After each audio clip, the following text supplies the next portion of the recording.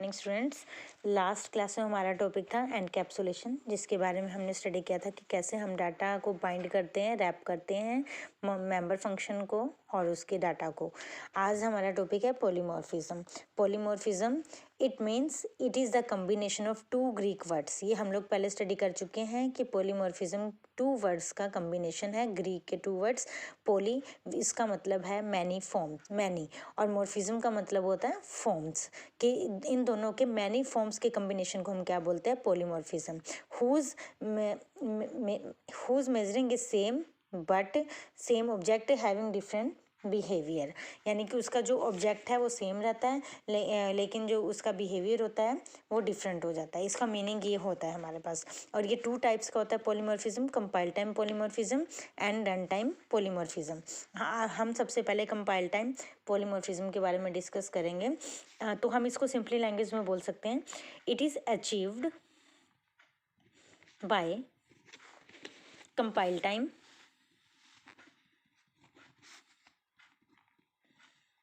called static और early binding. इसका main example होता है किसका? कंपाइल टाइम पॉलीमॉर्फिज्म का। इसका ये होता है मेथड ओवरलोडिंग। मेथड ओवरलोडिंग के बारे में हम लोग पहले डिस्कस कर चुके हैं कि मेथड ओवरलोडिंग क्या होता है। इट मीन्स, फिर भी मैं आपको ब्रीफली बता देती हूँ, it means we can achieve compile time polymorphism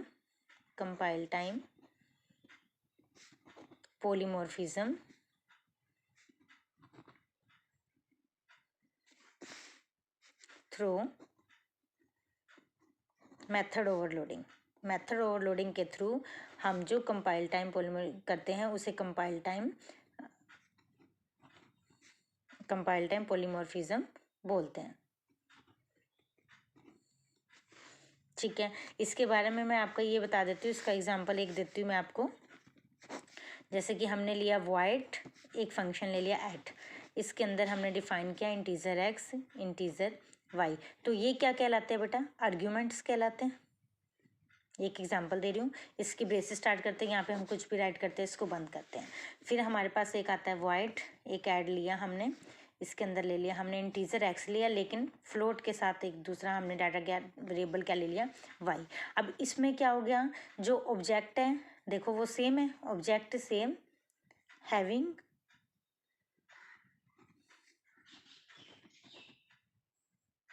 different क्या हो गया इसके अंदर?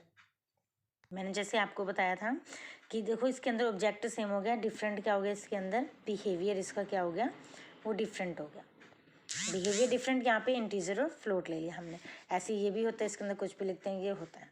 अब हम बात करते हैं रन टाइम पॉलीमॉर्फिज्म की। इसके अंदर हम लिखेंगे which is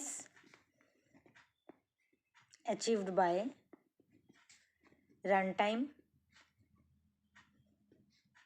is called runtime और डायनामिक पॉलीमॉर्फिज्म। इसको हम और क्या बोलते हैं? Dynamic polymorphism.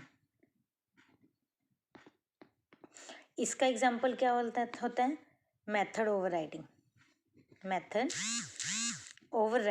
वो था मेथड ओवरलोडिंग, ये मेथड ओवरराइडिंग। जब हमें एक इनहेरिटेंस क्लास के अंदर, मैं इसको आपको क्लियर करके दिखाती हूँ।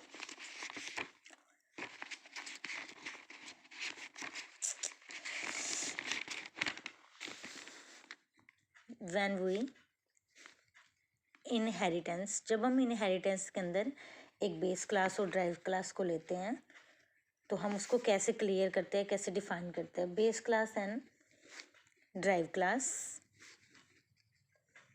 Then in both function signature तो सेम होता है, लेकिन जो in both function signature is same,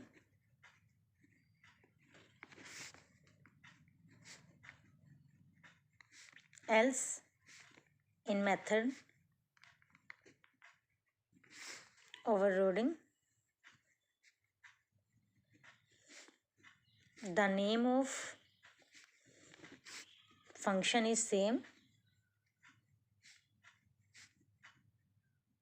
but parameters are different, जो पैरामीटर्स होते हैं वो डिफरेंट होते हैं। इसका मैं आपको एक एग्जांपल देके बताती हूँ।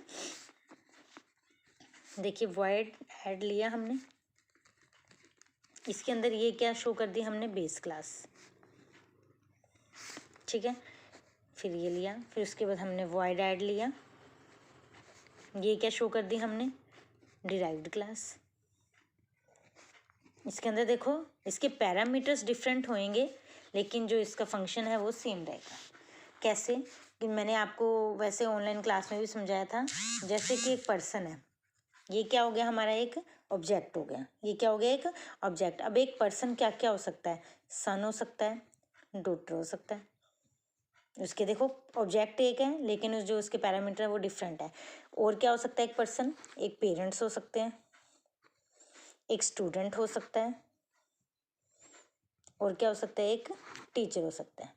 अब जहाँ पे टीचर है वहाँ उसका प्रोफेशन चलता है, जहाँ पे स्टूडेंट है वो तो उसने स्टूडेंट रहना ही रहना है। पेरेंट्स भी हो सकते हैं, सन और डॉटर हो सकते हैं। इस टाइप से ऑब्जेक्ट तो सेम रहेगा लेकिन उनका बिहेवियर क्या होगा, डिफरेंट होगा। तो आप यहाँ पे मेंशन भी कर सकते हैं, object is one but behaviour is different. ऐसे ही हम कंपाइल टाइम का भी एक एग्जांपल दिखाती हूँ मैं आपको।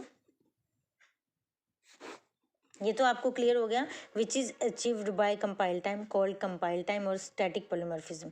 Method overloading is an example of compile time polymorphism. तो इसका एग्जांपल हम कैसे देखते हैं, सबसे पहले हमने एक ऑब्जेक्ट लिया चैनल नाम का,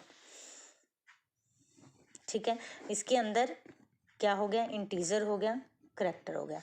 अब ये क्या कहलाया, एक ऑब्जेक्ट हो गया, और ये क्या हो गया, इसके डिफरेंट डिफरेंट पैरामीटर्स हो गए।